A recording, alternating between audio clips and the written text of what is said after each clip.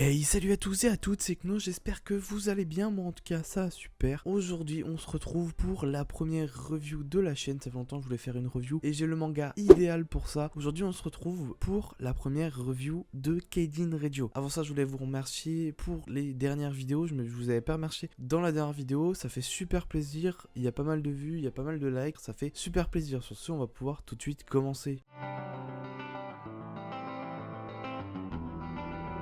Tout d'abord, Keijin Radio, c'est quoi? Keijin Radio, c'est un manga prépublié dans le Gangan Joker en 2018, édité en 2019 au Japon et il va être ensuite édité en 2020 en France par l'éditeur Kurokawa. Il y a actuellement 4 volumes au Japon et un volume en France. Le volume 2 sort très bientôt, il sort au mois de septembre. C'est un shonen qui touche pour genre action, fantastique et horreur, et je pourrais même rajouter ecchi, et qui touche comme thème assassinat et crime. L'auteur du manga est Tashiro Tetsuya. On va suivre l'histoire d'Asuma Sodo, un jeune garçon obsédé par les filles depuis l'enfance, et un jour il va tomber amoureux d'une élève d'un lycée malheureusement réservé qu'aux filles. C'est alors que par l'incroyable coup du destin, il va entrer dans cet établissement malgré qu'il soit un garçon. Asuma va alors être dans le même lycée que la fille de ses rêves, mais malheureusement il ignore que le lycée n'est autre qu'une organisation spécialisée dans l'extermination des monstres. Alors que donne le tome 1 de Keijin Radio? Et bien personnellement j'ai vraiment surkiffé. Pour moi c'est un manga qui est vraiment très prometteur. Le manga est vraiment ultra bien dessiné.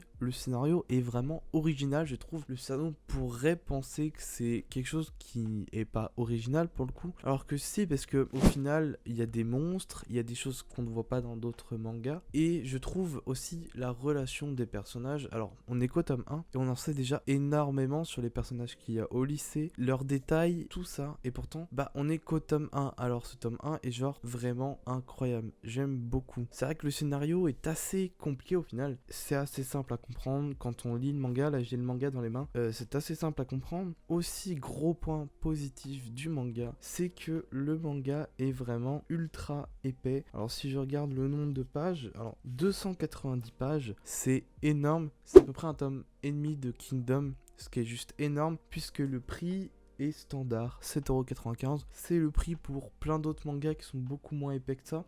Donc c'est un énorme point positif. Je sais pas du tout si le tome 2 sera aussi épais, mais je pense que oui. Donc j'aime beaucoup Keijin Radio. Donc merci à Kurokawa de l'avoir édité en France. Le manga, donc voilà, c'est le même dessinateur qu'Akame ga Kill, donc les dessins sont vraiment ultra propres. On ressent la patte du dessinateur d'Akame ga Kill. Le manga est assez violent et touche pour genre violence et ecchi, donc forcément, soyez sûr, faut être assez grand quand même pour le lire. Il touche un public averti, donc forcément qu'il y a quand même certaines restrictions. Allez pas lire si vous avez 7-8 ans forcément. Donc la vidéo touche à sa fin. Forcément c'est une review, donc la vidéo est assez courte, je donne mon avis sur le manga et j'essaie de vous le faire découvrir, mais c'est tout. Donc si la vidéo vous a plu, n'hésitez pas à mettre un gros pouce bleu, à vous abonner, activer la notification si ça fait plaisir. Sur ce, moi je vous dis ciao.